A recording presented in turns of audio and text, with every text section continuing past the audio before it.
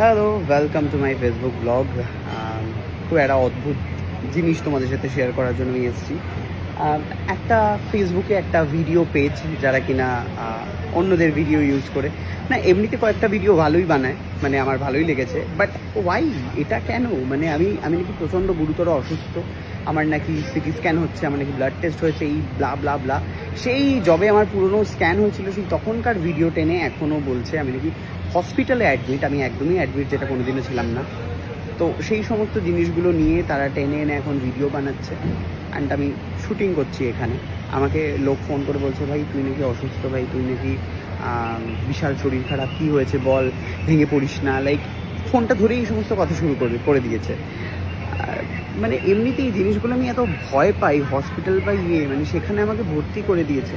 মেরে ফেলো না আমাকে, বেটার হতো তার থেকে, মরে গেছে।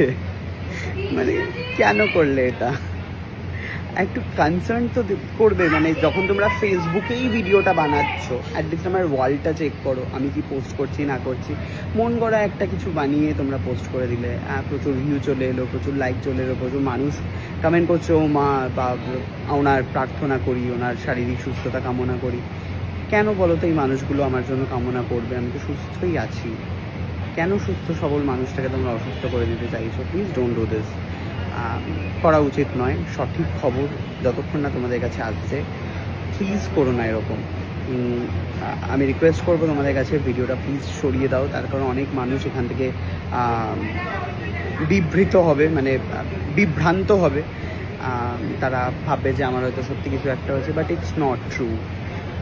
প্লিজ কথাটাকে দেখো এবং ডিলিট করো ভিডিওটা। ওকে, প্রথম বাংলা তোমাদের পেজের নাম, যতটা আমি দেখলাম মনে হলো। আমি গিয়ে কমেন্টও করেছি, বাট কয়েকটা মানুষ হয়তো আমার কমেন্ট করতে পারবে, পুরো মানুষ হয়তো জাস্ট ভিডিওটা দেখবে, ও বাবা অসুস্থ এরকম বলে চলে যাবে।